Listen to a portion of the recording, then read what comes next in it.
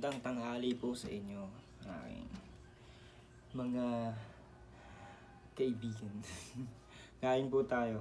Ito pong ulam natin ngayon. Sarap. Tapos may ano po tayong sibuyas kasi medyo nangangati po yung lalamunan ko eh. Ito yung parang gamot ko para mawala or lumabas po yung mga nakakapit sa may lalamunan. Kain tayo guys. Medyo mainit pa yung kanin ha. Kain po. Medyo maulan nga pala. Mag-ingat po lahat tayo sa bagyo na to. Sa kayong mga paparating po. Bawat tulong sana po eh gabayan po tayo ng Diyos. Mailayo po tayo sa mga kapahamakan. Kain po tayo.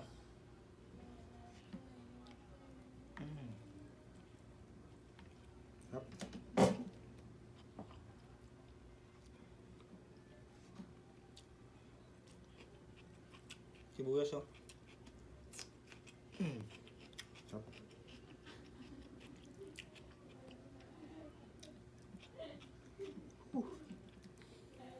Alam niyo po, saludo ako sa mga sa mga magulang na nagtuturo sa mga anak. Alam niyo po, ngayon ko lang nare-realize na yung sa mga simpleng utos ng magulang na pag-uurong, pag-alaba, yun, tinuturo po kasi yan ng mga magulang natin sa mga kabataan natin. Napakalaking tulong po para makasurvive ka sa buhay mo.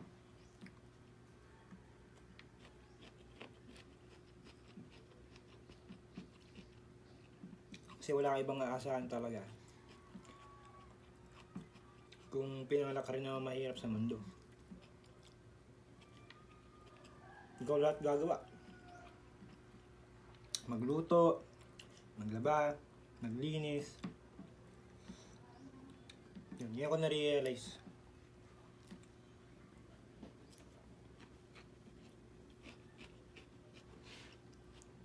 Kaya nagpapasalamat din ako sa mga magulang ko dahil tinuruan akong kumilos ba. Yung pala yung pundasyon para makatayo ka sa sarili mong mga paa.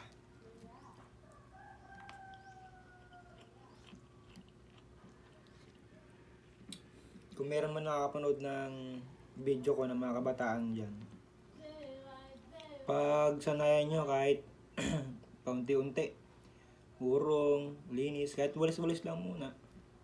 Ganun.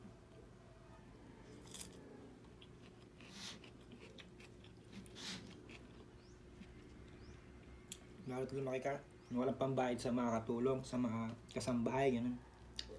Napakalaking tulong.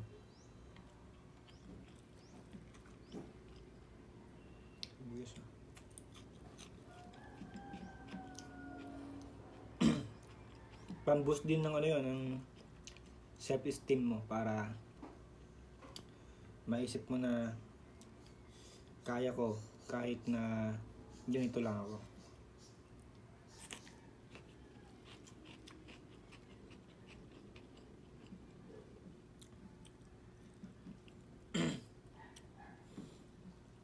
Napakalaking tulong sa sa buhay ko ngayon.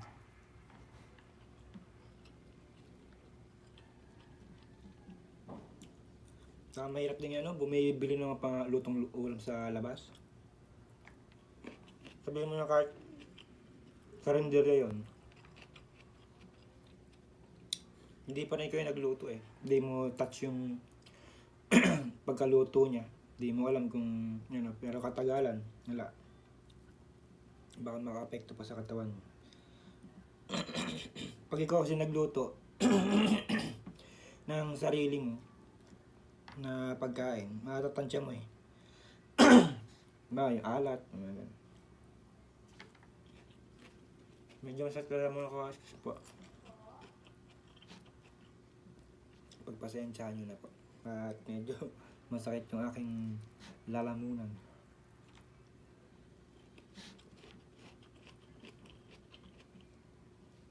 Nabalik nga po ako doon, yun nga, yung sa part ng kung nagluto ng sarili ng pagkain. Saka malaking tipid pa. Ako gawa ka po nun eh. Isang buong manok. 1 kilo ka mong manok niya. Adobo. Number 1 na masarap na luto dun.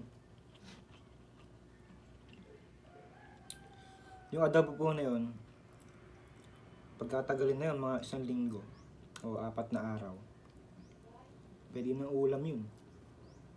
Alam niyo naman na adobo, habang iniinit, lalong sumasarap.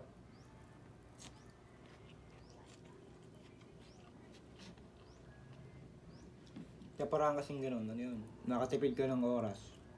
Pagluto kasi init mo na lang. Nakakatipid ka pa. Kung takin nyo, ang 1 kilong manok yun, nasa 200 plus. Dati nga ano lang yun eh. Nasa 100 o 120 1 kilo. Ngayon napakataas talaga ng nabili.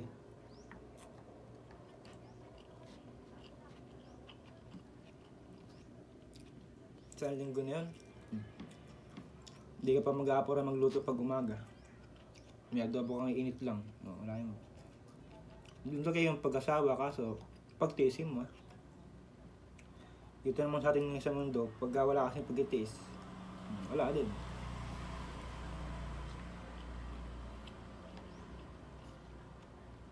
Number 1, panalig sa Diyos. Pagtitiis. Pakisama.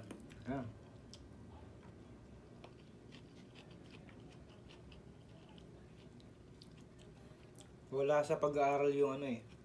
Hindi sinituturo dun yung diskarte sa buhay.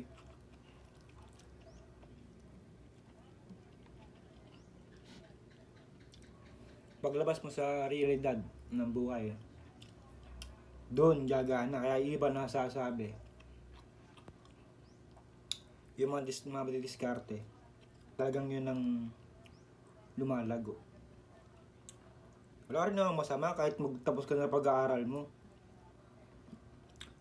Eh, mas maganda naman siguro yung tapos ka sa pag-aaral mo, madiskarte ka pa. Yun ang the best to.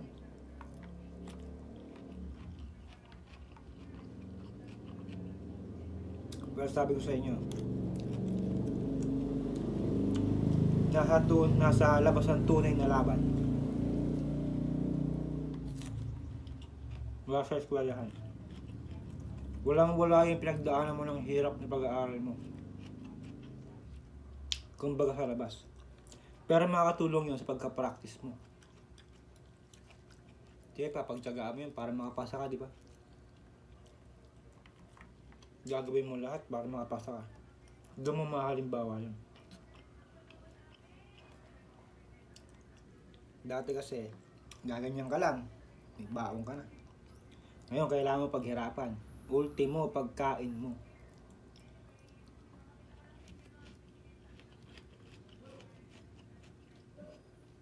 Kaya may budget. Dati na, baon ka. Kain ka ngayon. May baon ka po ulit kinabukasan eh. Gaganong ka lang. May pera ka na. Kaya ngayon wala. Kailangan mo nang kumayod bago kumain.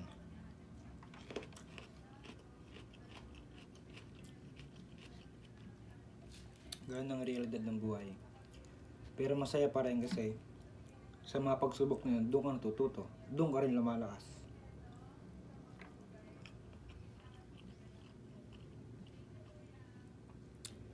Tapos na po ang kumain. Lumabas na lang yung picture eh.